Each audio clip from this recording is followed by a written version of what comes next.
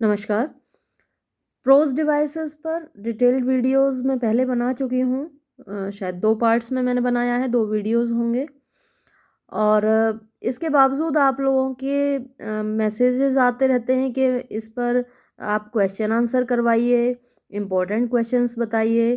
तो बेटा, जो भी आपके सिलेबस में है वो सब कुछ इम्पोर्टेंट होता है, और डिटेल्ड वीडियो मैंने बनाया है तो उसमें जो भी मैटर है वो आपको यूज़ करना है अपने क्वेश्चन का आंसर देने में। सपोज़ ये देखिए, पहला जैसे क्वेश्चन है, ये तो मल्टीपल चॉइस क्वेश्चन है, what is the meaning of theme. अब इसी पर आपको मान लीजिए डेस्क्रिप्टिव क्वेश्चन बेस्ड आपका क्वेश्चन पेपर आया है एग्जाम में, तो आपके लिए क्वेश्चन आएगा व्हाट इज थीम, या फिर what do you mean bye theme, या फिर right a comment on theme. तो मान लीजिए इस तरीके से अगर क्वेश्चन आता है तो वो उस वीडियो में मैंने जो कुछ भी आपको पढ़ाया है वो सब आपको लिखना है। तो अलग से क्वेश्चन आंसर कराने की कोई ज़रूरत नहीं है इन यूनिट्स पर। लास्ट लीव की मैं क्रिटिकल एप्रिसिएशन भी करा चुकी हूँ, और उसी वक्त मैंने आपको बताया था कि उसी पर बेस्ड आप दूसरी स्टोरीज़ के भी क्रिटिकल एप्रिसिएशंस तैयार कर सकते हैं। टाइम मिलता है तो मैं बाकियों की कराने की कोशिश करूँगी कि बाकी एसेज की या स्टोरीज़ की क्रिटिकल एप्रिसिएशन भी करा दूँ। लेकिन आप उसको बेस बनाइए, जो कुछ भी मैं आपको पढ़ाती हूँ उसको आप एक बेस की तरह यूज़ कीजिए, उसको आधार बनाकर आप अपना खुद का आंसर तैयार कीजिए, वो आपके लिए ज़्यादा बेहतर होगा। चलिए अब ये मल्टीपल चॉइस क्वेश्चंस देख लेते हैं इस यूनिट पे, प्रोज डिवाइसेस पर। तो पहला क्वेश्चन है, what is the meaning of theme. तो थीम के बारे में आप पढ़ चुके हैं। थीम क्या होती है? ऑप्शंस हमारे पास हैं, a central topic, story, plot, none of these. तो स्टोरी या प्लॉट, प्लॉट वही है, सीक्वेंस ऑफ इंसिडेंट्स, और स्टोरी भी वही है। अब बचता है हमारे पास सेंट्रल टॉपिक, यानी एक ऐसा आइडिया, एक ऐसा कंसेप्ट, कोई ऐसा थॉट जिसके आसपास कोई कहानी घूमती है, या फिर कोई ड्रामा है जो उसके आसपास घूमता है, या फिर ऐसे है जो उसके आसपास घूमता है। तो वो एक सेंट्रल टॉपिक होता है, एक केंद्रीय शीर्षक होता है, या फिर एक केंद्रीय विचार होता है जिसके आसपास वो स्टोरी या वो ड्रामा या फिर वो ऐसे घूमता है। तो थीम क्या हुई? ए, यानी कि सेंट्रल टॉपिक। इसका सही जवाब हुआ a central topic. Next question, a story may have, एक कहानी में हो सकती हैं one theme, several themes, no theme, none of these. तो हर बार मैं आपको बताती हूँ, जितनी भी स्टोरीज़ मैंने आपको पढ़ाई हैं उनमें ज़्यादातर में मैंने थीम का क्वेश्चन आपको कराया है। तो हर बार मैं आपको ये बताती हूँ कि एक स्टोरी में बहुत सारी थीम्स हो सकती हैं, यानी हो सकता है कि एक स्टोरी में एक ही थीम हो, या फिर बहुत सारी थीम हो, एक से ज़्यादा थीम हो। ज़्यादातर स्टोरीज में एक से ज़्यादा थीम्स होती हैं। तो इस क्वेश्चन का भी सही जवाब है सेवरल थीम्स, यानी कि बी। नेक्स्ट क्वेश्चन है हमारा, what is the meaning of point of view, यानी पॉइंट ऑफ व्यू को हिंदी में कहते हैं दृष्टिकोण। तो दृष्टिकोण का क्या मतलब है, क्या तात्पर्य है? ऑप्शंस है हमारे पास, a way of looking at a situation, a way of looking यानी देखने का तरीका, एट अ सिचुएशन एक परिस्थिति को। अ वे ऑफ लुकिंग आउटसाइड यानी बाहर देखने का तरीका। अ वे ऑफ लुकिंग इनसाइड अंदर की तरफ देखने का तरीका, या फिर नन ऑफ दीज। अब आप समझ ही गए होंगे कि इसका सही जवाब है a way of looking at a situation, एक परिस्थिति को देखने का तरीका पॉइंट ऑफ व्यू कहलाता है, दृष्टिकोण कहलाता है। नेक्स्ट क्वेश्चन है हमारा, हाउ मैनी टाइप्स, कितने प्रकार के of points of view, point of view यानी दृष्टिकोण आर देयर होते हैं। तो एक प्रोज डिवाइस के रूप में कितने टाइप के पॉइंट्स ऑफ व्यू होते हैं? हमारे पास जो ऑप्शंस हैं 1, 2, 3 और none of these.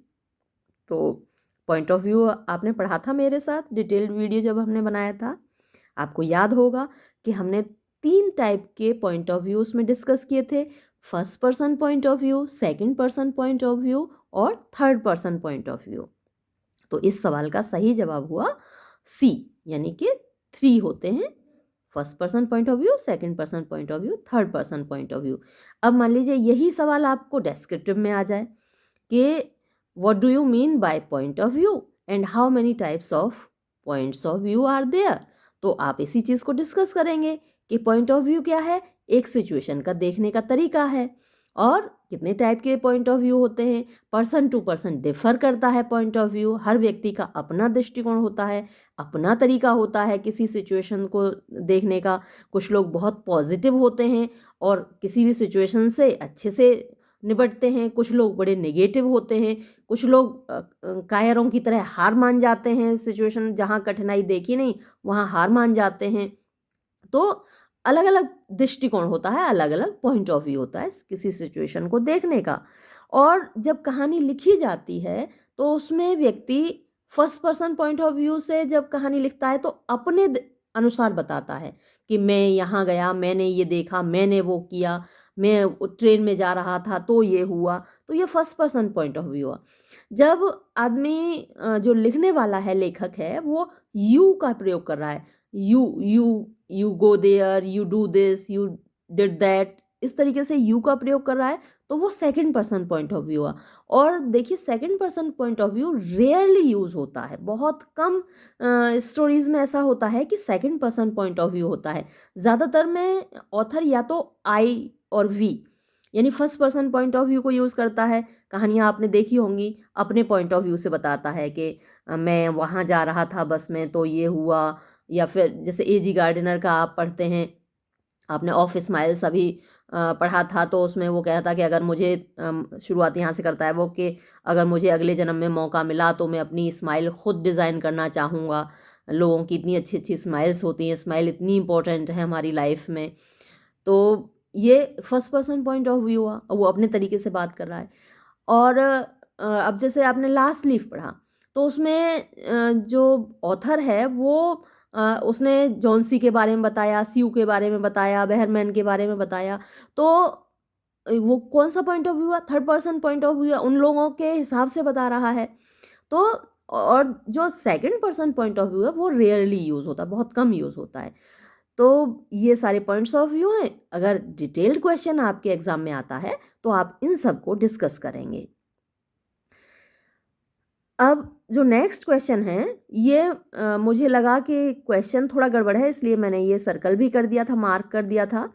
Generally stories are written in, अभी मैंने यही बात आपके साथ डिस्कस की। और देखिए ये जो क्वेश्चन कह रहा है कि जनरली मीन्स प्रायः स्टोरीज आर रिटन, कहानियाँ लिखी जाती हैं in present tense, future tense, second person, none of these. तो देखिए मुझे लगा कि ये क्वेश्चन गलत है, यहाँ नॉट आना चाहिए। Generally stories are not written in, प्रायः कहानियाँ नहीं लिखी जाती हैं। तो देखिए प्रेजेंट टेंस में भी कहानियाँ लिखी जाती हैं, फ्यूचर टेंस में भी कहानियाँ लिखी जाती हैं, तो ये दोनों आंसर सही हैं। अगर हम इसको ये मान लें कि ये क्वेश्चन सही है तब तो ये दोनों आंसर सही हैं और ये भी आंसर सही है, और नन ऑफ दिस तो हो ही नहीं सकता, ये तीनों ही आंसर सही हैं। अब हम इसमें अगर नॉट लगा देते हैं, generally stories are not written in, प्रायः कहानियाँ नहीं लिखी जाती हैं, तब ये हमारा सी आंसर सही हो जाएगा कि प्रेजेंट टेंस में लिखी जाती हैं, फ्यूचर टेंस में भी लिखी जाती हैं, लेकिन जनरली सेकंड पर्सन में कहानियाँ नहीं लिखी जाती हैं। अभी ये बात मैंने आपसे डिस्कस की क्वेश्चन नंबर 4 को डिस्कस करते वक्त कि जनरली सेकंड पर्सन में कहानियाँ नहीं लिखी जाती हैं, या तो फर्स्ट पर्सन में लिखी जाती हैं या फिर थर्ड पर्सन में लिखी जाती हैं। सेकंड पर्सन की कहानियाँ रेयरली हमको पढ़ने को मिलती हैं। अब हम नेक्स्ट क्वेश्चन देखते हैं। First person point of view यानी जो प्रथम पुरुष का दृष्टिकोण है, can be easily recognized by using, यानी उसको कैसे पहचाना जाएगा, first person point of view कैसे पहचाना जाएगा, उसमें क्या आएगा, आई वी आएगा, यू आएगा, ऑल आएगा या नन ऑफ दीज। तो उसमें जाहिर सी बात है फर्स्ट पर्सन में आई और वी आएगा। Second person point of view can be easily recognised. तो second person point of view कैसे रिकॉग्नाइज किया जाएगा, कैसे पहचाना जाएगा? आई से, वी से, यू से, या फिर नन ऑफ दीज। तो जाहिर सी बात है कि second person point of view हम कैसे पहचानेंगे, जहां यू आएगा। Third person point of view is I, you, they, none of these. तो जाहिर सी बात है थर्ड पर्सन में दे आता है, दे के अलावा और क्या क्या आता है? ही आता है, शी आता है, इट आता है। तो जहाँ थर्ड पर्सन के प्रोनाउंस होते हैं वो third person point of view होता है। Next question, what is the meaning, क्या मतलब है of sentence pattern? Sentence pattern का an arrangement of words, sentence, an arrangement of events और नन ऑफ दीज। तो जाहिर सी बात है आपको समझ आ ही गया होगा कि इसका आंसर है ए, एन अरेंजमेंट ऑफ वर्ड्स, यानी शब्दों की व्यवस्था कैसे की गई है उसको सेंटेंस पैटर्न कहते हैं। मेनली अ सेंटेंस हैज़, मुख्यतः एक वाक्य में होते हैं वन पार्ट, एक भाग होता है, टू पार्ट, टू पार्ट्स होना चाहिए, दो भाग होते हैं, नो पार्ट, कोई भाग नहीं होता, नन ऑफ दीज। तो जनरली एक सेंटेंस में दो पार्ट होते हैं, है ना। हम एक सेंटेंस को जनरली दो भागों में बांट देते हैं, सब्जेक्ट और प्रेडिकेट। तो इसका सही जवाब हुआ B, two parts. Subject and verb are the important part of a for a story, sentence, book, none of these. तो सिंपल सा आंसर है इसका, तो सेंटेंस के ही पार्ट हैं, सब्जेक्ट और वर्ब, ये मिलकर सेंटेंस बनता है। ये दोनों सबसे ज़्यादा ज़रूरी हैं एक सेंटेंस में होना। ही गोज़, तो ही सब्जेक्ट हो गया, गोज़ वर्ब हो गया। तो ये दोनों मिलकर दो ही शब्द काफ़ी हैं एक सेंटेंस बनाने के लिए। वैसे तो एक अकेला शब्द भी सेंटेंस बनता है, गो, ये भी सेंटेंस है। आपने किसी को कहा गो, तो ये अकेला शब्द सेंटेंस है। आपसे एग्जाम में कभी इस तरीके के सवाल पूछ लिए जाते हैं घुमावदार कि गो ये क्या है? ये एक सेंटेंस है। किस टाइप का सेंटेंस है? इंपरेटिव सेंटेंस है। आप इसमें किसी को आज्ञा दे रहे हैं जाने की, और यू यहाँ पर इम्प्लाइड है। हम क्या कह रहे हैं उससे, सामने वाले से, यू गो, तुम जाओ, लेकिन हम यू को खा गए, हमने सिर्फ बोला गो, जाओ। तो यू यहाँ पर इम्प्लाइड है, सब्जेक्ट छिपा हुआ है, और ये गो अपने आप में हो गया पूरा सेंटेंस। चलिए हम आगे बढ़ते हैं। नेक्स्ट क्वेश्चन है, when the collection of words, जब शब्दों का एक समूह एक्सप्रेस अ मीनिंग, यानी एक्सप्रेसेस अ मीनिंग, यहाँ ई एस और लगना चाहिए, जब शब्दों का एक समूह अर्थ को अभिव्यक्त करता है तो हम उसको क्या कहते हैं? Clause, figure of speech, narration, none of these. तो या तो फिर हम उसको सेंटेंस कहते हैं, शब्दों का एक समूह जिसका मीनिंग निकलता हो उसको हम सेंटेंस कहते हैं। लेकिन अब हमारे पास ऑप्शंस में यहाँ सेंटेंस तो है नहीं, और इसके लिए हम इसको नन ऑफ दीज कहेंगे क्या? नहीं, हम नन ऑफ दीज नहीं कहेंगे, हम इसको कहेंगे क्लॉज। क्लॉज भी शब्दों का एक ऐसा समूह है जिसका मीनिंग निकलता है। तो इसका सही जवाब है clause. Clause are blank space types. Clause कितने तरीके के होते हैं? Single, 2, 3, none of these. तो क्लॉज के बारे में मैंने शायद आपको पढ़ाया है पहले वीडियो जब बनाया है। क्लॉज देखिए, एक तो मेन क्लॉज होता है और एक डिपेंडेंट क्लॉज होता है ना। एक इंडिपेंडेंट क्लॉज, एक डिपेंडेंट क्लॉज। तो इंडिपेंडेंट क्लॉज जो होता है वो अपना खुद स्टैंड कर सकता है ना। उसमें उसका मीनिंग इस तरीके का होता है कि वो कंप्लीट करता है मीनिंग को और ख़ुद स्टैंड कर सकता है। और जो दूसरा डिपेंडेंट क्लॉज होता है वो अपने मीनिंग के लिए दूसरे क्लॉज पर निर्भर रहता है, खुद स्टैंड नहीं कर सकता। तो इंडिपेंडेंट क्लॉज और डिपेंडेंट क्लॉज दो टाइप के क्लॉजेस होते हैं, तो हमारा आंसर होगा 2। देखिए जो सिंपल सेंटेंस होता है उसमें क्या होता है, एक ही क्लॉज होता है ना। सिंथेसिस जब आपने पढ़ा होगा, अभी मैं देखिए कोशिश करती हूँ, टाइम मिलता है तो आपको एक बार सिंथेसिस कराऊंगी। तो जो सिंपल सेंटेंस होता है उसमें एक ही फाइनाइट वर्ब होता है, यानी एक ही क्लॉज होता है। और जो कॉम्प्लेक्स सेंटेंस होता है उसमें एक तो मेन क्लॉज होती है और उसके बाद एक या एक से ज़्यादा उसमें डिपेंडेंट क्लॉजेस होती हैं।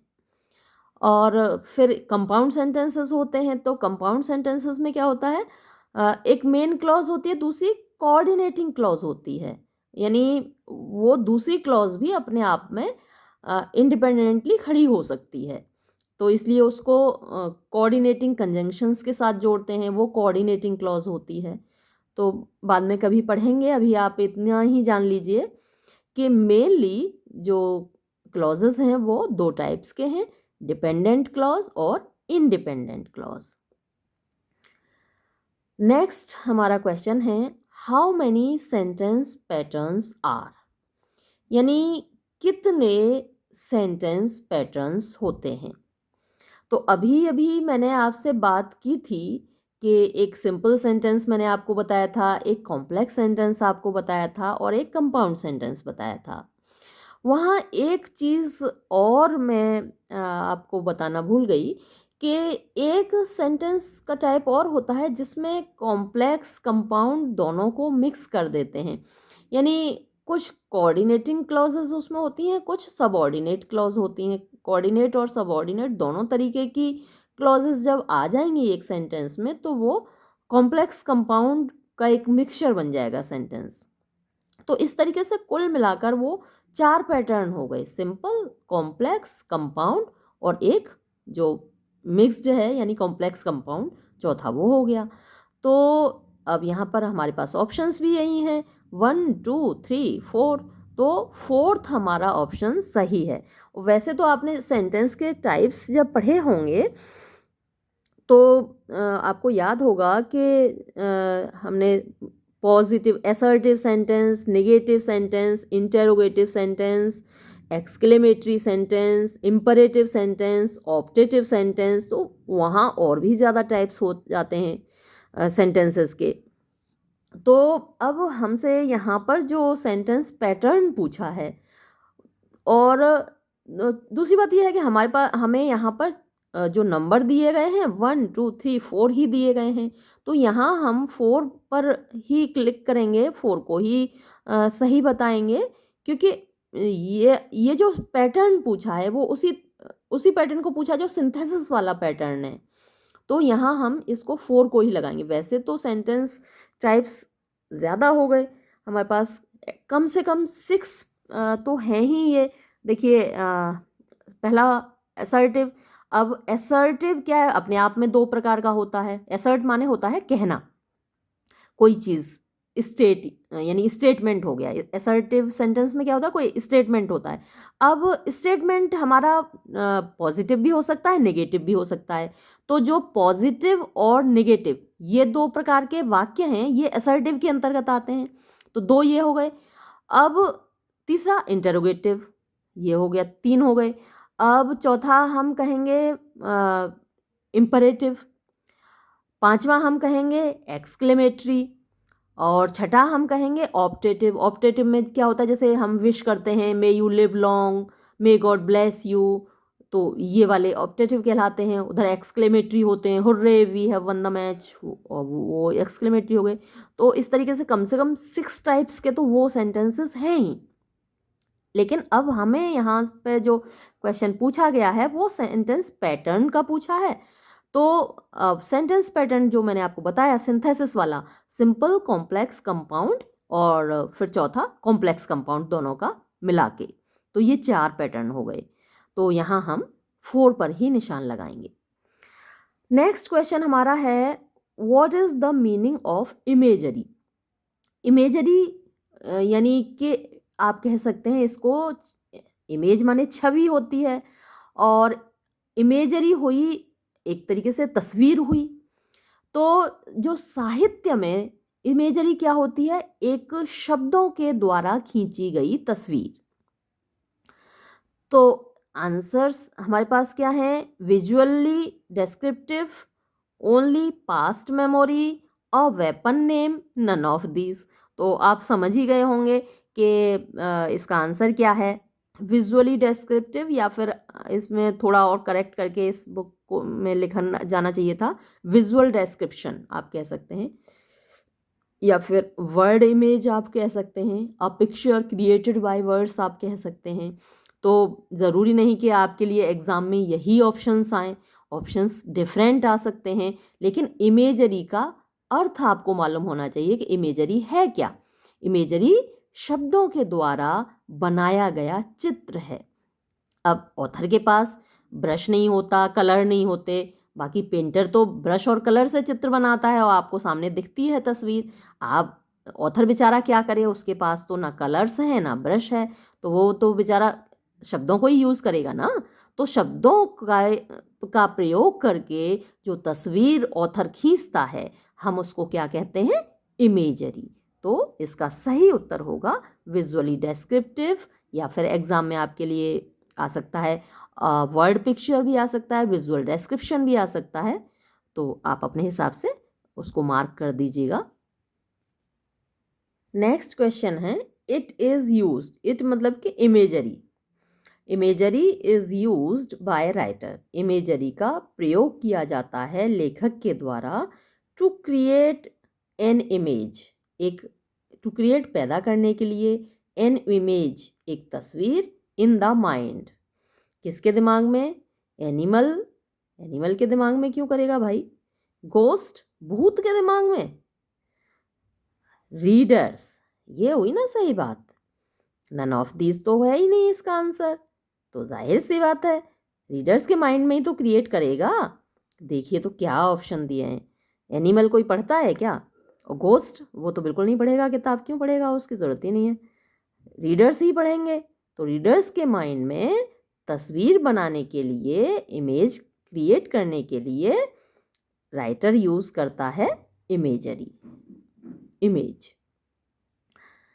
अब next question, metaphor, onomatopoeia and personification are used to create, ये सब प्रयोग किए जाते हैं क्या क्रिएट करने के लिए, impression, imagery, dullness, none of these.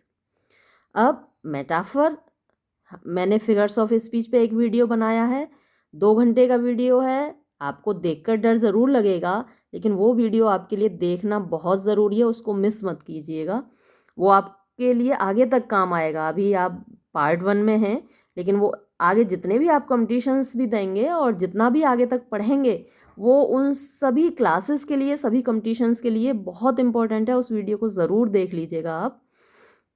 तो मेटाफर ये फिगर ऑफ स्पीच है, ओनोमेटोपी ये फिगर ऑफ स्पीच है, पर्सोनिफिकेशन ये फिगर ऑफ स्पीच है। तो ये फिगर ऑफ स्पीच क्यों यूज़ किए जाते हैं, क्या क्रिएट करने के लिए, क्या पैदा करने के लिए। तो ऑप्शंस हमारे पास हैं, इम्प्रेशन प्रभाव, इमेजरी तस्वीर, या फिर डलनेस, डलनेस क्यों क्रिएट करेगा भाई, नन ऑफ दीज, इनमें से कोई नहीं। तो इसका सही जवाब है इमेजरी, तस्वीर दिखाने के लिए, वर्ड पिक्चर क्रिएट करने के लिए ये फिगर्स ऑफ स्पीच यूज़ किए जाते हैं। नेक्स्ट क्वेश्चन है, how many types of imagery are, how many types कितने प्रकार की इमेजरी होती हैं।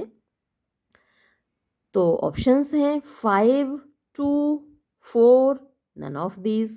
पिछला वीडियो अगर आपने देखा है तो आपको तुरंत याद आ गया होगा कि इमेजरी कितने टाइप्स की होती हैं। अब देखिए इमेजरी पे कितने क्वेश्चंस आ गए, मल्टीपल चॉइस क्वेश्चंस आ गए। अब इन क्वेश्चंस को अगर आपने तैयार किया है तो आप डेस्क्रिप्टिव वाला भी तैयार कर लेंगे, है ना। डेस्क्रिप्टिव मैंने वीडियो पहले ही बना रखा है, और अगर आपका क्वेश्चन डेस्क्रिप्टिव आता है तो भी आप इन पॉइंट्स को डालकर अपना आंसर लिख देंगे। और पिछला वीडियो आपने देखा ही होगा, उसमें काफ़ी मटेरियल है आपके आंसर के लिए। तो वहाँ हमने डिस्कस की थी इमेजरी कितने टाइप्स की होती हैं, आपको याद होगा 5 सेंसेस हमारे होते हैं। कोई भी चीज़ जो हम परसीव करते हैं, परसीव माने रिसीव करना, समझना, देखना, ज्ञात करना। तो कुछ चीज़ें हम सुनकर जानते हैं, है ना, कान से सुनते हैं। म्यूज़िक होता है, हम कान से सुनते हैं और उसको परसीव करते हैं, उसको समझते हैं। तो वो कौन सी इमेजरी हो गई? ऑडिटरी। कुछ चीज़ें हम देखते हैं, तस्वीरें हम देखते हैं, और अगर किसी लेखक ने वर्ड पिक्चर हमारे सामने क्रिएट की है तो वो कैसी इमेजरी हो गई? विजुअल इमेजरी हो गई। कुछ चीज़ें हम क्या करते हैं, सूंघते हैं। तो अगर किसी राइटर ने ऐसी वर्ड पिक्चर बनाई है, ऐसा डिस्क्रिप्शन दिया है, मान लीजिए गुलाब के फूल का, और उसकी ऐसी खुशबू आ रही है, तो हम उसको क्या कहेंगे? ओल्फैक्टरी इमेजरी कहेंगे। तो ऐसे ही हमारे 5 सेंसेस हैं, और उन 5 सेंसेस पर बेस्ड 5 टाइप्स ऑफ इमेजरी हैं। तो इसका सही जवाब हुआ 5। पिछला वाला वीडियो देख लीजिएगा, उसमें हमने सारी इमेजरी डिस्कस की हैं, टाइप्स इनके। नेक्स्ट है auditory imagery means. Auditory imagery का मतलब क्या होता है? अभी तो मैंने आपको ही बता दिया, इसका आंसर पिछले वाले में ही बता दिया। तो ऑडियो होता है ना, उसी से बना है, ऑडियो सुनते हैं आप। तो ऑडिटरी इमेजरी का मतलब है सुनने वाली इमेजरी। तो ऑप्शन हमारे पास हैं, वॉट वी हियर जो हम सुनते हैं, वॉट वी सी जो हम देखते हैं, वॉट वी टच जो हम छूते हैं, नन ऑफ दीज। तो जाहिर सी बात है इसका आंसर हुआ वॉट वी हियर जो हम सुनते हैं। और नेक्स्ट क्वेश्चन है, what is the meaning of tone.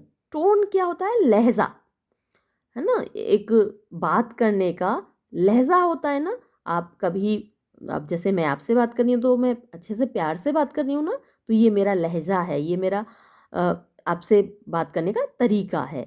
कभी मैं गुस्से में होती हूँ तो गुस्से में भी बात करती हूँ, तब चिल्लाती हूँ ज़ोर से, डांटती हूँ, क्लास में भी डांटती हूँ बच्चों को, तो वो अलग टोन होती है। तो हमारा जो बात करने का तरीका होता है वो अलग अलग अवसरों पे अलग अलग होता है, टोन हमारी डिफरेंट होती है। तो टोन मीन्स लहजा। अब हमारे पास ऑप्शंस यहाँ क्या है? एटीट्यूड, यहाँ पर एबाउज नहीं, एबाउज तो कुछ होता ही नहीं, एब्यूज होना चाहिए, नॉलेज ज्ञान, या नन ऑफ दिस। तो जाहिर सी बात है कि इसका उत्तर होगा एटीट्यूड, है ना, तरीका, व्यवहार आप कह सकते हैं, या फिर मुझे तो जो सबसे अच्छा शब्द लगता है हिंदी में लहजा लगता है। तो बात करने का लहजा, वो एटीट्यूड हुआ, इसका सही उत्तर हुआ एटीट्यूड। नेक्स्ट क्वेश्चन है हमारा, टाइप्स ऑफ टोन आर, यानी टोन के प्रकार होते हैं, लहजे किस प्रकार के होते हैं? एक तो असर्टिव, असर्टिव मतलब कि कहना किसी चीज़ को, मतलब असर्ट, मैंने अभी सेंटेंस के टाइप्स की भी बात की थी, तो असर्ट माने कहना, किसी चीज़ को रखना सामने, तो वो असर्टिव लहजा हुआ। हम ये करेंगे, तो हमने असर्टिव असर्ट किया, कोई चीज़ कही तो असर्टिव होता है। एक नॉन असर्टिव लहजा होता है जिसमें कि हम अपनी बात को मतलब स्पष्ट रूप से नहीं कह पाते, तो वो नॉन असर्टिव होता है। एक एग्रेसिव होता है। एग्रेसिव क्या होता है? अटैक करने वाला, एग्रेशन माने आक्रमण, तो उसी से एग्रेसिव लहजा होता है। कुछ लोगों का देखा होगा, लठ मार के बात करेंगे, यानी बात भी कहेंगे तो ऐसी कहेंगे कि लग रहा हो जैसे डंडा मार रहे हैं, तो वो एग्रेसिव टोन होती है।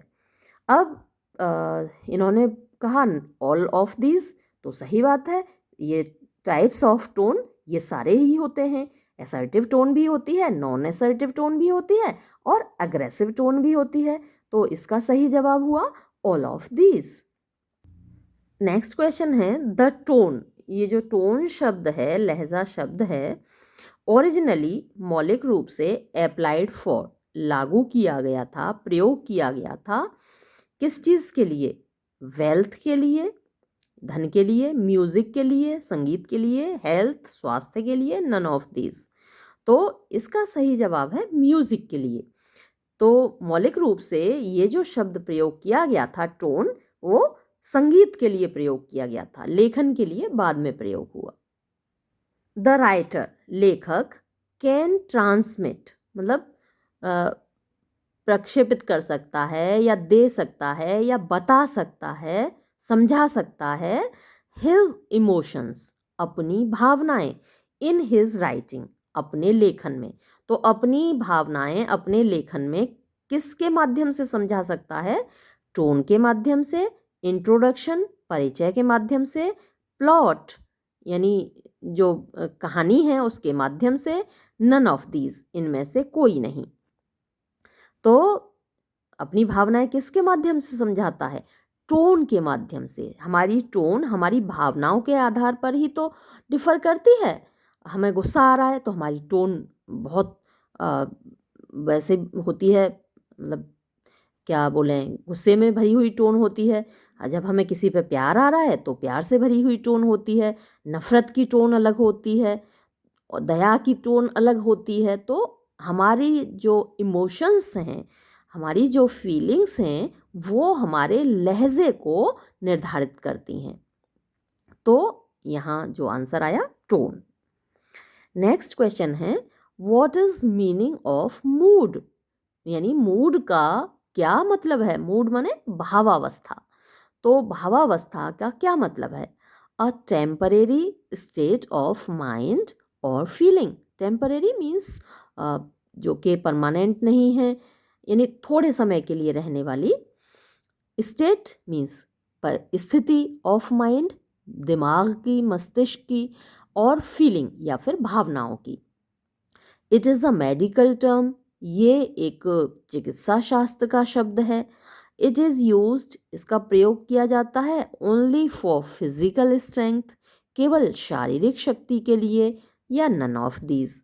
तो आप समझ ही गए होंगे कि इसका सही उत्तर है A, a temporary state of mind और फीलिंग, थोड़े समय के लिए रहने वाली मानसिक स्थिति या भावना मूड कहलाती है। अभी मेरा मूड ख़राब है तो मैं कुछ नहीं करूँगी, मेरा मूड अच्छा है तो मैं काम करूँगी, मैं आपकी बात सुनूँगी, है ना। तो ये होता है मूड, यानी थोड़े समय के लिए रहने वाली हमारी state of mind. Next question है मूड नीड्स, मूड को ज़रूरत होती है। सेटिंग, सेटिंग की यानी जो स्थिति की जहाँ कोई कहानी स्थित है। एटीट्यूड की यानी कि टोन की, व्यवहार की।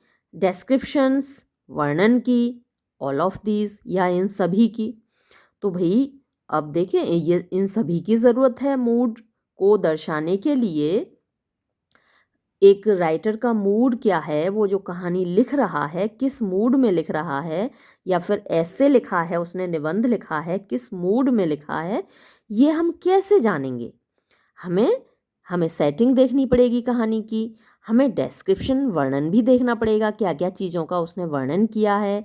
एटीट्यूड, हमें उसका एटीट्यूड, उसकी टोन भी देखनी पड़ेगी कि किस तरीके के शब्द उसने यूज़ किए हैं। ये सब कुछ देखकर ही तो हम पता लगा पाएंगे कि लेखक ने जो लिखा है वो किस मूड में लिखा है ना, उसकी भावावस्था क्या है। हम ये सब एनालिसिस करके ही तो जान पाएंगे। तो इसका आंसर होगा ऑल ऑफ दीज, ये सभी। नेक्स्ट क्वेश्चन है हमारा affect and emotion are part of. Affect और इमोशन, अफेक्ट माने प्रभाव, और वैसे तो प्रभाव डालना, इफेक्ट प्रभाव होता है, नाउन होता है, और अफेक्ट वर्ब होती है। या फिर अफेक्ट का दूसरा एक मीनिंग और होता है जिससे कि अफेक्टेशन बनाएं।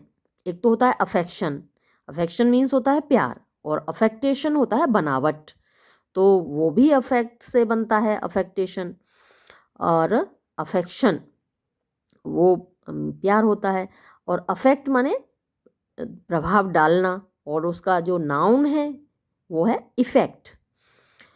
तो affect and emotion are part of, ये किसके भाग हैं? माइंड के, मूड के, बुक के, नन ऑफ दिस। तो ये दोनों मूड के भाग हैं, हमारी भावावस्था के भाग हैं। नेक्स्ट क्वेश्चन है, diction is a part of. Diction किसका भाग है? यानी डिक्शन क्या होता है? सिलेक्शन ऑफ वर्ड्स, यानी जो शब्द चुनता है लेखक वो डिक्शन है। अब वो किसका भाग है? मूड का, कंपनी का, बुक का, नन ऑफ दीज। तो लेखक के मूड पर ही डिपेंड करता है, उसकी भावावस्था पर ही डिपेंड करता है कि वो कैसे शब्दों का चयन करेगा, कैसे वर्ड्स चूज करेगा अपने लेखन के लिए। तो इसका सही उत्तर होगा A, mood. Which one is correct about mood? यानी नीचे जो स्टेटमेंट्स दिए गए हैं इनमें से कौन सा सही है मूड के बारे में? पहला है, इट कन्वेज, ये दिखाता है, द सेंट्रल थीम्स, मुख्य बिंदु, ऑफ वर्क, काम के यानी रचना के, जो भी रचना है उसके मुख्य बिंदु, मुख्य थीम बताता है। इट इज़ ओनली यूज्ड, ये केवल प्रयोग किया जाता है, फॉर फिजिकल स्ट्रेंथ, शारीरिक शक्ति के लिए। It is a part of speech, ये एक शब्द भेद है, पार्ट ऑफ स्पीच है। नन ऑफ दीज, इनमें से कोई नहीं। तो आपको समझ आ ही गया होगा कि इसका उत्तर है A, it conveys the central themes of work, ये किसी भी रचना के केंद्र बिंदु को बताता है, यानी जो केंद्रीय भाव होता है, केंद्रीय भाव को दर्शाता है मूड, भावावस्था। अगला है, which of the following 3 lines from Walt Whitman's song of myself contains an analogy? तो इनमें से किस सेंटेंस में एक एनालॉजी है? एनालॉजी क्या होती है? किसी चीज़ से तुलना होती है, एक चीज़ की दूसरी चीज़ से तुलना होती है। एक तरीके से सिमिली और मेटाफर अपने आप में एनालॉजी हैं। सिमिली में भी तो हम तुलना करते हैं, मेटाफर में भी तुलना करते हैं। और आप देखिए, वो ज़रूर देख लीजिए, मैं बार बार ये कह रही हूँ कि फिगर्स ऑफ स्पीच वाला वीडियो ज़रूर देख लीजिए, क्योंकि उसमें से क्वेश्चन बनते हैं, मल्टीपल चॉइस क्वेश्चंस भी बनते हैं। तो वहाँ एनालॉजी भी मैंने डिस्कस की है। तो एनालॉजी में क्या है, 2 चीज़ों का कंपैरिजन होता है। तो इन सेंटेंसेस में से कहाँ आपको एनालॉजी दिख रही है? पहला है वेयर, जहाँ द शी व्हेल, यानी जो मादा व्हेल मछली है, स्विम्स हर काफ, अपने बच्चे को, काफ अपने बछड़े को, अपने बच्चे को तैराती है, एंड नेवर फॉरसेक्स इट, और उसको कभी नहीं छोड़ती। दूसरा सेंटेंस है, where the fin of the shark, जहाँ शार्क का पंख कट्स, काटता है, लाइक अ ब्लैक चिप, एक काली चिप की तरह, आउट ऑफ द वाटर, पानी से बाहर। Where the half burned brig, where जहाँ द हाफ बर्न्ड, आधी जली हुई, ब्रिग नाव होती है या जहाज होता है जिसमें 2 मस्तूल लगे होते हैं, इज राइडिंग ऑन, चढ़ रहा है, अननोन करेंट्स, अननोन मीन्स अज्ञात, करेंट माने लहरें, अज्ञात लहरों पर, या फिर नन ऑफ दीज। तो जैसा कि आपने देखा, तुलना कहाँ हुई है? सेकंड वाले सेंटेंस में, वेयर जहाँ the fin of the shark, shark का पंख, cuts like a black chip, तो लाइक मीन्स की तरह, काली चिप की तरह काटता है, तो तुलना हो गई। तो इस सेंटेंस में एनालॉजी हुई, यानी जहाँ 2 चीज़ों की तुलना होती है वो एनालॉजी होती है। इसलिए जो सेंटेंस बी है इसमें एनालॉजी, फिगर ऑफ स्पीच हुआ।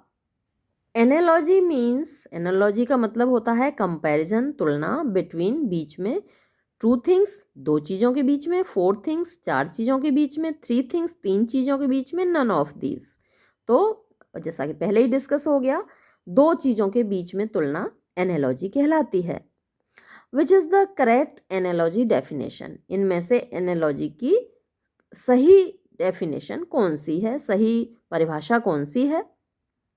अ short story with no hidden meaning, यानी एक छोटी सी कहानी जिसका कोई छिपा हुआ मीनिंग नहीं होता, या फिर डीपर सिग्निफिकेंस नहीं होता, कोई गहरा महत्व नहीं होता। दूसरा, अ जक्सटेपोजिशन, यानी जक्सटेपोजिशन क्या होता है, अगल बगल रखना, ऑफ टू थिंग्स, दो चीज़ों का, दैट हैव नथिंग, जिनमें कुछ भी नहीं होता, इन कॉमन, समान, या फिर a comparison of two things, दो चीज़ों की तुलना, या फिर नन ऑफ दीज। तो पहले ही डिस्कस हम कर चुके हैं कि जो एनालॉजी है वो a comparison of two things, दो चीज़ों की तुलना है। तो हमारा सही जवाब हुआ सी। नेक्स्ट क्वेश्चन है find the type of analogy, यानी पता करो कि ये किस टाइप की एनालॉजी है। अब नीचे सेंटेंस दिया है, इसमें आपको पता लगाना है किस टाइप की एनालॉजी है। Look, love, what, envious, streaks. Look देखो, लव प्रिय, वॉट कैसी, एनवियस यानी ईर्ष्या से भरी हुई, स्ट्रीक्स यानी ये पंक्तियां हैं, ये लाइनें हैं, ये रेखाएं हैं। कैंडल्स, नाइट्स कैंडल्स, रात की मोमबत्तियां, आर बर्न्ट आउट, जल चुकी हैं, बुझ चुकी हैं, जल के बुझ चुकी हैं। एंड जोकंड डे, और खुशियों से भरा हुआ दिन। Stands tiptoe on the mystery mountain tops, यानी खुशियों से भरा हुआ दिन खड़ा हुआ है ऑन द मिस्ट्री, या मिस्ट्री नहीं, मिस्ट्री होना चाहिए, मिस्ट होती है धुंध छाई रहती है ना पहाड़ों पे, देखा होगा आप अगर गए नहीं हैं तो वैसे भी देखा होगा, तस्वीरों में देखा होगा, फिल्मों में देखा होगा कि पहाड़ों पर धुंध सी छाई रहती है, कोहरा छाया रहता है। तो मिस्टी माउंटेन टॉप्स, धुंध से भरे हुए पहाड़ों की चोटियों पर। तो अब आपको दिख रहा है कहीं एनालॉजी समझ में आ रही है? देखिए, नाइट्स कैंडल्स आर बर्न्ट, रात की मोमबत्तियाँ बुझ चुकी हैं। एंड जोकंड डे, और खुशहाल दिन। Stands on the misty mountain tops, तो ये खड़ा हुआ है धुंध से भरे हुए पहाड़ों की चोटियों पर। तो अब देखिए क्या दिख रहा है आपको यहाँ पर। देखिए तो रात की मोमबत्तियाँ क्या होती हैं, है ना, रात के पास कौन सी मोमबत्तियाँ रखी हुई हैं? वैक्स होता है क्या उसके पास, या आप जो घर में मोमबत्ती जलाते हैं वो रात के पास है क्या? तो रात की मोमबत्तियाँ क्या हुई? स्टार्स, है ना, रात को स्टार्स निकलते हैं, तारे जगमगाते हैं, चांद निकलता है, तो वो हुई रात की मोमबत्तियाँ। अच्छा, आपने जब अगर मेटाफर पढ़ा होगा तो मेटाफर में अक्सर आप एग्जाम्पल्स पढ़ते हैं कि camel is the ship of desert, इस तरीके के एग्जाम्पल्स पढ़ते हैं ना। तो अब रात की मोमबत्तियाँ यानी कि स्टार्स, तो स्टार्स को कहा गया रात की मोमबत्तियाँ। तो यहाँ क्या हुआ, कौन सा फिगर ऑफ स्पीच हुआ? मेटाफर। तो अब देखिए ऑप्शंस हमारे पास हैं, मेटाफर, सिमिली, एग्जाम्पलिफिकेशन और नन ऑफ दीज। तो जाहिर सी बात है कि इसका आंसर होगा मेटाफर। नेक्स्ट क्वेश्चन है which of the following is known as analogy, इनमें से किसको हम एनालॉजी के नाम से जानते हैं? Simile, pun, alliteration, none of these. Alliteration की ये स्पेलिंग गलत है, ALLI होता है एलिटरेशन में। तो अब इसका सही उत्तर है सिमिली। अभी पिछले वाले में मेटाफर भी एनालॉजी था और सिमिली भी एनालॉजी होता है, क्योंकि दोनों में ही कंपैरिजन होता है। सिमिली में भी एक कंपैरिजन होता है, मेटाफर में भी कंपैरिजन होता है, और एनालॉजी भी एक कंपैरिजन है। तो इसका उत्तर सिमिली हुआ, क्योंकि मेटाफर तो इसमें कहीं दिया ही नहीं है, तो इसका उत्तर हुआ सिमिली। अब next, what is anecdote? Anecdote क्या होता है, इस पर आपको याद होगा पिछले वीडियो में पढ़ा था आपने। एनेक्डोट क्या होता है? किस्सा, एक छोटी सी कहानी। तो ऑप्शंस हमारे पास क्या है? मेडिसिन है, एक दवाई का नाम है एनेक्डोट। हाँ, आप कंफ्यूज ना हो जाएं, क्योंकि एंटीडोट होता है ना, विषहर होता है जो जहर की को मारने के लिए दवाई दी जाती है, उसको एंटीडोट बोलते हैं। कोई सांप काट ले किसी को तो आप हॉस्पिटल जाएंगे तो वहाँ एंटीडोट दिया जाता है। तो अब ये एंटीडोट नहीं है, ये एनेक्डोट है। तो एनेक्डोट मेडिसिन नहीं होती, एंटीडोट मेडिसिन होती है। आर्ग्यूमेंट तर्क होता है? नहीं। स्टोरी, हाँ स्टोरी होती है। और नन ऑफ दीज नहीं है आंसर इसका। क्या हुआ? स्टोरी। एनेक्डोट माने स्टोरी, एक स्मॉल स्टोरी, छोटी सी कहानी, जिसको हम कहते हैं किस्सा। Next question, the word anecdote came from. ये जो शब्द एनेक्डोट है कहाँ से आया? लैटिन से आया, इंग्लिश से आया, ग्रीक से आया, नन ऑफ दीज। इंग्लिश में तो भैया है ही ये, तो इंग्लिश तो वैसे ही कट गया। अब बचे लैटिन और ग्रीक, तो ये ग्रीक भाषा से आया है। Next, anecdote is understood to be a story of, यानी एनेक्डोट इज अंडरस्टूड, एनेक्डोट को समझा जाता है, to be a story of, कि ये कहानी होती है रियल पीपल एंड इवेंट्स, वास्तविक लोगों की और घटनाओं की, गोस्ट भूतों की, मेडिसिन यानी चिकित्सा शास्त्र की, या फिर नन ऑफ दिस। भाई ये वास्तविक लोगों की कहानी, कुछ किस्सा क्या होता है? अरे साहब हम वहाँ गए थे, वहाँ ऐसा हुआ कि हमारी गाड़ी पंक्चर हो गई और भैया हम तो फंस गए इतनी देर के लिए। तो ये क्या हुआ? किस्सा। हम सुनाते हैं, किस्सा सुनाते हैं, तो ये रियल पीपल और इवेंट्स की कहानी मानी जाती है। तो इसका सही उत्तर हुआ A. Humorous is a kind of, humorous एक प्रकार है किसका? नॉवेल का, मेडिसिन का, एनेक्डोट्स का, या फिर नन ऑफ दीज। तो जो किस्से होते हैं वो कई बार ह्यूमरस होते हैं, तो इसका सही जवाब एनेक्डोट्स, ह्यूमरस एनेक्डोट्स होती हैं। How many types are used for anecdotes, यानी कितने प्रकार के एनेक्डोट्स होते हैं? वैसे तो ये प्रश्न नहीं पूछा जाना चाहिए आपसे, लेकिन अगर पूछा ही गया है तो देखिए ऑप्शंस देख लेते हैं। वन ओनली, एक प्रकार के तो एनेक्डोट होते नहीं हैं। टू ओनली, दो प्रकार के भी नहीं होते। फाइव और नन।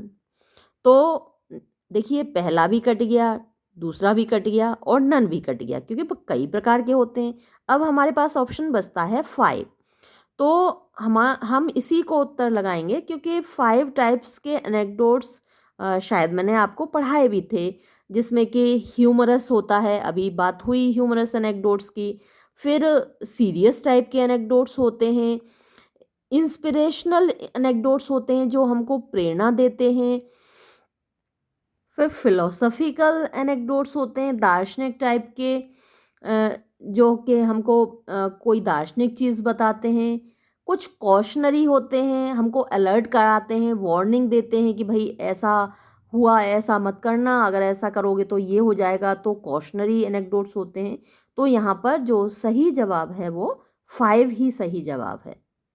नेक्स्ट क्वेश्चन है, एंटीथीसिस इज, एंटीथीसिस है क्या है? टू अपोजिंग एलिमेंट्स, दो विरोधी तत्व। थ्री अपोजिंग आइडियाज, तीन विरोधी विचार। फाइव अपोजिंग आइडियाज, पांच विरोधी विचार। नन ऑफ दीज, इनमें से कोई नहीं। तो इसका सही उत्तर है टू अपोजिंग एलिमेंट्स, दो विरोधी विचार, जो कि एक साथ एक सेंटेंस में रख दिए जाते हैं। अच्छा, मैंने शायद 39 नहीं डिस्कस किया। एंटीथीसिस इज अ, एंटीथीसिस है एक मेडिकल डिवाइस, मेडिसिन यानी चिकित्सा शास्त्र की कोई डिवाइस है। पेंडेमिक नेम है, किसी बीमारी का नाम है। और लिटरेरी डिवाइस है, एक साहित्यिक डिवाइस है, या फिर नन ऑफ दीज, इनमें से कोई नहीं। तो ये एक लिटरेरी डिवाइस है। और 40th क्वेश्चन हमने डिस्कस कर ही लिया। 41 क्वेश्चन देखते हैं। नो पेन नो गेन, यानी ना कोई कष्ट ना कोई फायदा। तो ये क्या है? मेंशन द डिवाइस नेम, तो इसमें कौन सी डिवाइस यूज की गई है? एबव लाइन, यानी ये ऊपर वाली लाइन में नो पेन नो गेन में ऑक्सीमोरोन है, एंटीथीसिस है, सिमिली है, या मेटाफर है? तो ये एंटीथीसिस है, no pain no gain. In Greek antithesis means, यूनानी भाषा में एंटीथीसिस का मतलब क्या है? Setting opposite, setting behind, setting aside, none of these. यानी सेटिंग रखना, अपोजिट खिलाफ, सेटिंग बिहाइंड पीछे रखना, सेटिंग असाइड एक तरफ रखना, या नन ऑफ दीज।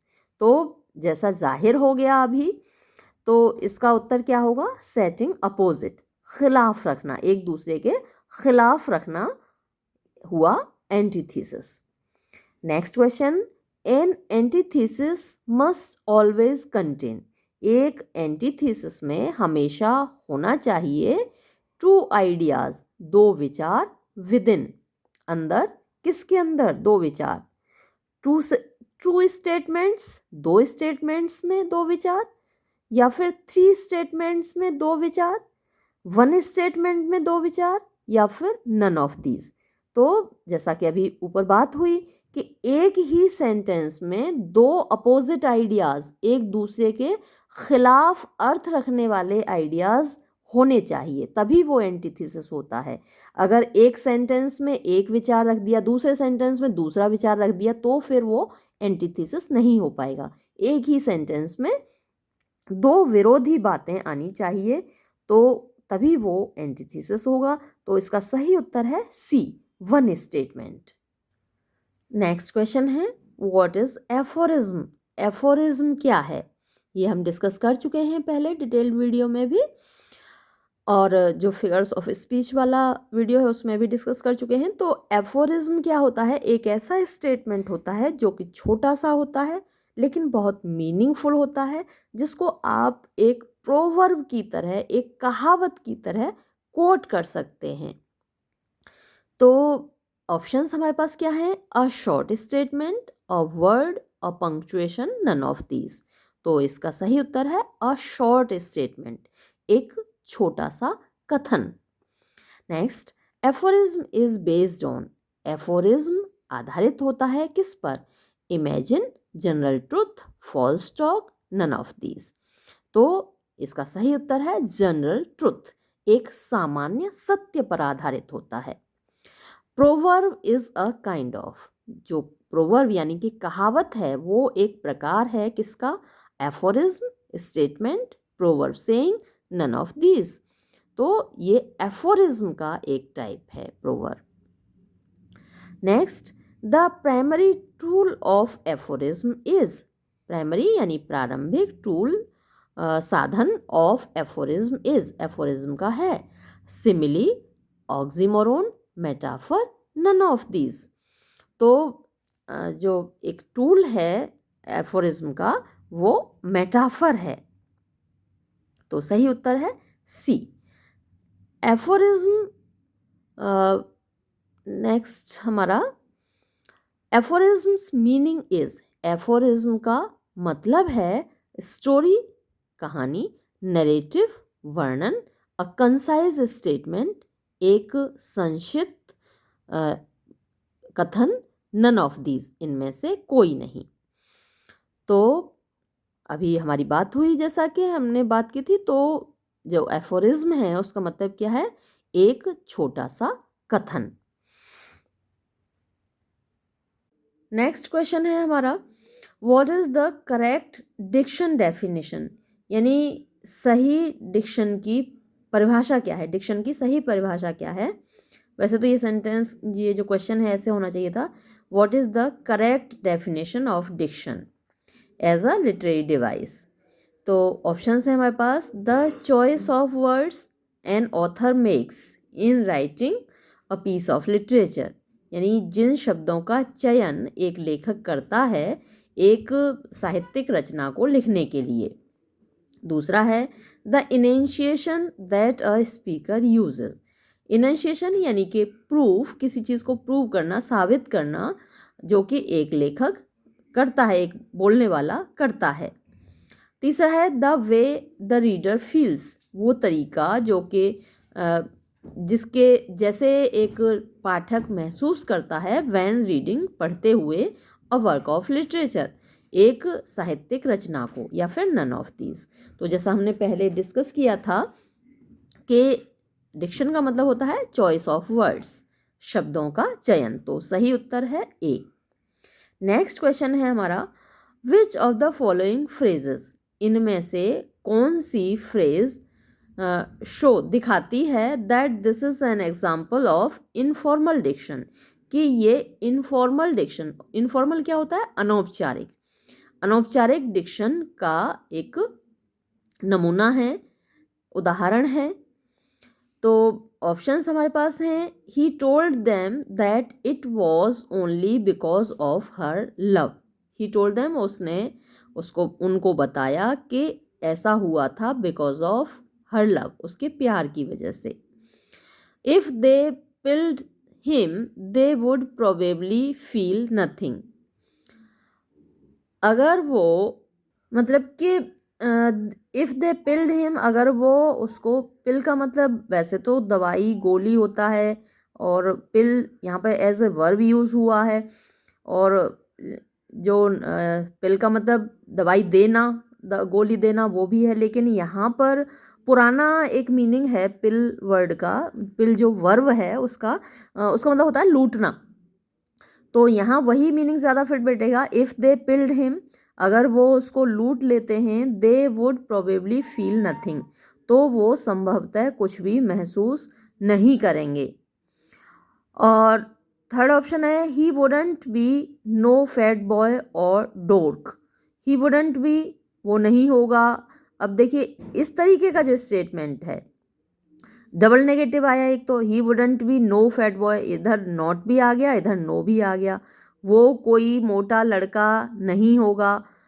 और डोर्क मतलब कि डोर्क का मतलब होता है कि बेवकूफ़, तो वो कोई मोटा लड़का या बेवकूफ़ नहीं होगा। तो इस तरीके के जो एक्सप्रेशन हैं ये इनफॉर्मल डिक्शन में ही यूज़ किए जाते हैं, ये एक इनफॉर्मल डिक्शन का पार्ट है। और चौथा ऑप्शन तो नन ऑफ दीज है, तो ये तो होगा ही नहीं। तो इस सवाल का सही जवाब होगा सी, जो सी है वो सही जवाब है। नेक्स्ट क्वेश्चन है, which of the following famous lines, इनमें से कौन सी प्रसिद्ध पंक्ति फ्रॉम शेक्सपियर्स हेमलेट, शेक्सपियर के नाटक हेमलेट की एम्प्लॉयज प्रयोग करती है इनफॉर्मल डिक्शन, यानी अनौपचारिक शब्दावली। पोलोनियस की स्पीच है, neither a borrower nor a lender be, यानी ना तो कभी उधार दो ना उधार लो, for loan of both itself and friend, क्योंकि जो लोन है वो अक्सर खो देता है अपने आप को भी और दोस्त को भी। एंड बोरोइंग डल्स, और उधार लेने की जो आदत है वो डल्स यानी मोथरा कर देती है the edge of husbandry, husbandry मतलब कि मितव्ययता, तो जो मितव्ययता को वो मोथरा कर देती है, यानी आदमी फिजूल खर्ची करने लगता है जब उधार लेने की आदत डाल लेता है। तो एक तो ये स्पीच है हेमलेट से। दूसरी है, गो गेट दी टू अ रनरी गो, जाओ तुम जाओ, भाग कर जाओ। तो ये जो इस टाइप का स्पीच है, चलिए अगला और देख लेते हैं। क्वीन गर्ट्रूड कहती है, the lady doth protest too much, यानी ये जो महिला है वो बहुत ज़्यादा विरोध करती है, प्रोटेस्ट करती है। और चौथा ऑप्शन है नन ऑफ दीज। तो हेमलेट का जो स्पीच है, गेट दी टू अ रनरी गो, ये इनफॉर्मल डिक्शन का मतलब कि फॉर्मल बातों में, औपचारिक बातों में ये शब्दावली प्रयोग नहीं की जाती है। तो ये जो सेंटेंस है ये इनफॉर्मल डिक्शन का एग्जाम्पल है।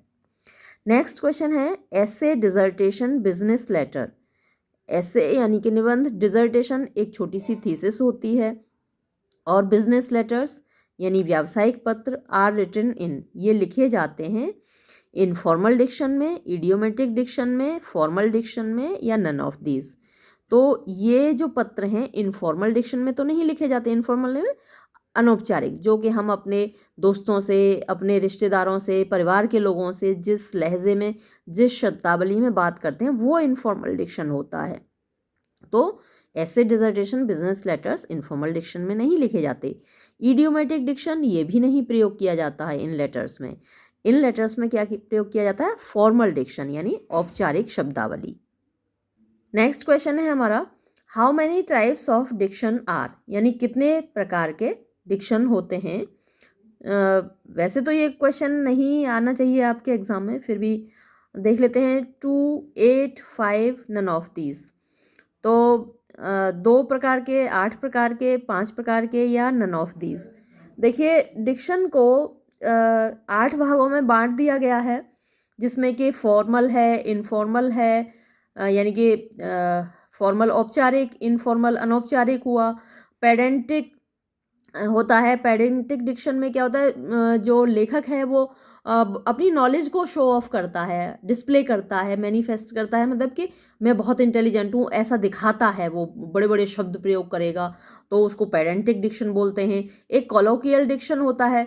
कॉलोकियल यानी बोलचाल की भाषा का डिक्शन होता है।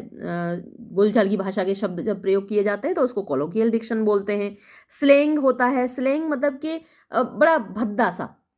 आपने देखा होगा कि आप लोग भी आपस में एक दूसरे को गाली गलौज दे के बातचीत करते हैं, दोस्त लोग आपस में एक दूसरे को गाली दे के बात करेंगे, तो वो स्लैंग कहलाते हैं, भद्दी सी बातें जो कि हम एक टाइप से वल्गर भी होती हैं। हम सभ्य समाज में उन बातों को यूज़ नहीं करते, उन शब्दों को यूज़ नहीं करते, तो वो स्लैंग डिक्शन कहलाता है। और एब्स्ट्रैक्ट डिक्शन है, जिसमें कि अमूर्त चीज़ों को, अमूर्त भावनाओं के शब्द यूज़ किए जाते हैं। एक कंक्रीट डिक्शन है जिसमें सॉलिड चीज़ों को दर्शाया जाता है। एक पोइटिक डिक्शन होता है जिसमें पोइट्री की जो भाषा है उसका अलग शब्दावली होती है, पोइटिक लैंग्वेज होती है, तो वो पोइटिक डिक्शन कहलाता है। तो इस तरीके से 8 तरीके का डिक्शन है, जो कि 8 तरीके के जो शब्दावली है वो 8 तरीके की प्रयोग की जा सकती है। तो इसका आंसर 8 होगा। नेक्स्ट क्वेश्चन है, which of the following statements, यानी जो निम्नलिखित कथन है इनमें से कौन सा इज नॉट नहीं है अ इन्वर्जन डेफिनेशन, इन्वर्जन की परिभाषा। तो कथन क्या है, अ फिगर ऑफ स्पीच, एक अलंकार इन विच, जिसमें कि द ऑर्डर ऑफ वर्ड्स, शब्दों का जो क्रम है, इज रिवर्स्ड, उल्टा कर दिया जाता है, सो एज टू, ताकि एम्फेसाइज, जोर देने के लिए, अ सर्टेन वर्ड, किसी निश्चित शब्द पर।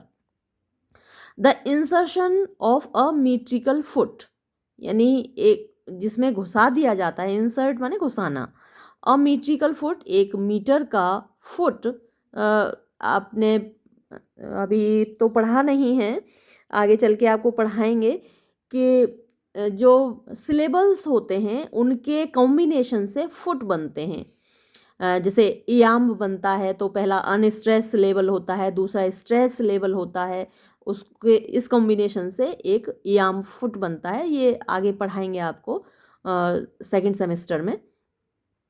तो इंसर्शन मतलब कि घुसाना, डालना बीच में, अ मीट्रिकल फुट, एक मीटर का foot, that is out of place, जो कि वहाँ जिसका स्थान नहीं है, आउट ऑफ प्लेस है, जो कि with the rest of a line's meter, यानी बाकी की लाइन के मीटर में।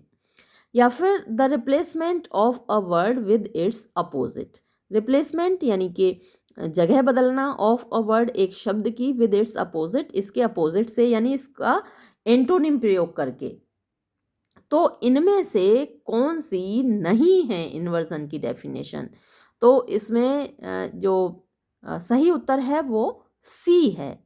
यानी इन्वर्जन में हम क्या करते हैं, अपोजिट वर्ड नहीं रख देते, एंटोनिम नहीं रख देते, हम क्या करते हैं, ऑर्डर चेंज कर देते हैं शब्दों का एक सेंटेंस में। यानी ऑब्जेक्ट की जगह सब्जेक्ट रख दिया, सब्जेक्ट की जगह ऑब्जेक्ट रख दिया, तो हम वर्ड ऑर्डर तो चेंज करते हैं।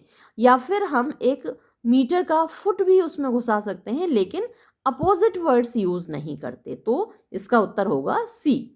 विच लाइन कंटेन्स, कौन सी पंक्ति में है एन इन्वर्जन एग्जाम्पल, एक इन्वर्जन का उदाहरण। सर सेड आई, और मैडम, सर मैंने कहा, या madam, truly your forgiveness I implore, सच्चाई ये है कि मैं आपसे माफ़ी मांगता हूँ। दूसरा है एंड सो फेंटली, और इतने धुंधले तरीके से, यू केम, आप आए, टैपिंग टैपिंग, कदम टक टक करते हुए, या कदम रखते हुए एट माई चैम्बर डोर, मेरे चैम्बर के दरवाजे पर। Darkness there and nothing more, वहाँ केवल अंधेरा था और कुछ भी नहीं था, और नन ऑफ दीज। तो इनमें से कौन सा इन्वर्जन का एग्जाम्पल है? तो देखिए आपको दिख ही रहा होगा कि ये जो पहला सेंटेंस है इसमें हमको इन्वर्जन दिख रहा है, यानी सर सेड आई, तो यहाँ होना चाहिए आई सेड, और फिर बाद में ये आना चाहिए सर और मैडम। ट्रूली, सत्य रूप से, योर फॉरगिवनेस आई इम्प्लोर, यानी आपसे माफ़ी मैं मांगता हूँ, तो आई इम्प्लोर योर फॉरगिवनेस होना चाहिए, है ना। तो ये इन्वर्जन का एग्जाम्पल है। नेक्स्ट, इन्वर्जन मीन्स, इन्वर्जन का मतलब होता है putting the verb before the subject, यानी वर्ब को सब्जेक्ट के पहले रखना। सब्जेक्ट एंड वर्ब्स, सब्जेक्ट और वर्ब्स, यूज अपोजिट वर्ड्स, विपरीत शब्दों का प्रयोग करना, नन ऑफ दीज, इनमें से कोई नहीं। तो इसका आंसर है putting the verb before the subject. Next question है, पोइट्स माइट ऑल्सो चूज, यानी पोइट्स जो कवि लोग हैं वो चयन कर सकते हैं टू यूज इन्वर्जन, इन्वर्जन का प्रयोग करने का, in order to create a, यानी क्या पैदा करने के लिए, meter, language, rhyme, none of these. तो इसमें जो सही उत्तर है वो राइम, लय बनाने के लिए, तुकबंदी बनाने के लिए कभी कभी पोइट्स इन्वर्जन का प्रयोग करते हैं। Tomorrow will come the decision is an example of, ये किसका एग्जाम्पल है? इन्वर्जन का, सिमिली का, मेटाफर का, नन ऑफ दीज। तो देखिए सही सेंटेंस होना चाहिए the decision will come tomorrow. अब टुमारो लास्ट में आना चाहिए था, द डिसीजन पहले आना चाहिए था, अब ये तो इन्होंने उल्टा ही कर दिया, तो ये क्या हो गया? इन्वर्जन हो गया। नेक्स्ट है, what is the meaning of humour, humour का मतलब क्या है? Tragic, comic, irony, none of these. तो जाहिर सी बात है कि ह्यूमर का मतलब है कॉमिक, यानी कि हंसी से भरा हुआ। Next, the function of humour is to, humour का फंक्शन है, कार्य है, to please the audience, to hurt the audience, to show the path of reality, none of these. तो जाहिर सी बात है कि ह्यूमर का जो फंक्शन है वो ऑडियंस को खुश करना है, तो जवाब हुआ टू प्लीज द ऑडियंस, यानी कि A. Who wrote every man in his humour, तो ये एक ड्रामा है, तो इस ड्रामा को किसने लिखा है? Every man in his humour, ये एक ड्रामा का नाम है।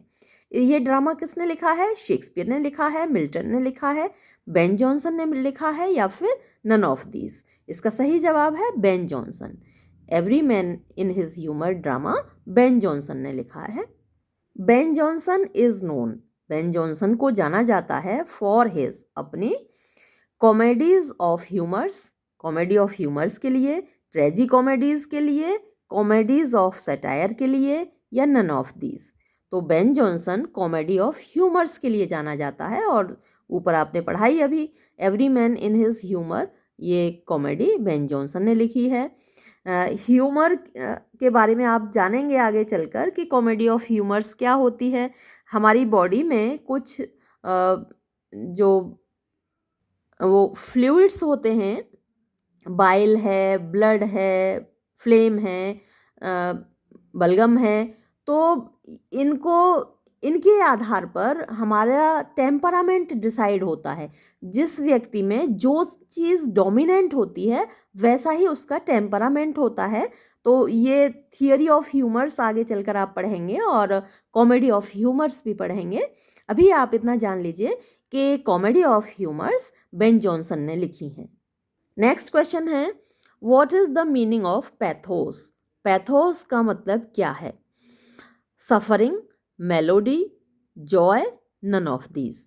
तो ह्यूमर का अपोजिट है पैथोस, तो ह्यूमर का मतलब खुशी, हंसी, और उसका अपोजिट पैथोस है, तो उसका मतलब क्या हुआ? सफरिंग, कष्ट। Next, pathos was borrowed into English, pathos शब्द को उधार लिया गया था अंग्रेजी भाषा में इन द सेंचुरी, किस सेंचुरी में? 14th सेंचुरी में, 15th सेंचुरी में, 16th सेंचुरी में, या नन ऑफ दीज? तो इसका सही जवाब है 16th सेंचुरी में। नेक्स्ट है पैथोस रेफर्स टू। पैथोस का संबंध होता है द इमोशंस प्रोड्यूस्ड बाय, उन भावनाओं से जो पैदा की जाती हैं कॉमेडी के द्वारा, ट्रेजेडी के द्वारा, ट्रेजी कॉमेडी के द्वारा, या नन ऑफ दीज? तो इसका सही जवाब है ट्रेजेडी के द्वारा। नेक्स्ट क्वेश्चन है एगनी, ग्रीफ, मिजरी, सोरो are used for.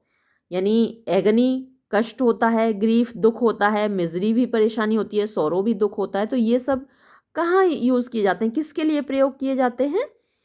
Pathos, melody, comedy, none of these. तो इसका सही जवाब पैथोस के लिए यूज़ किए जाते हैं।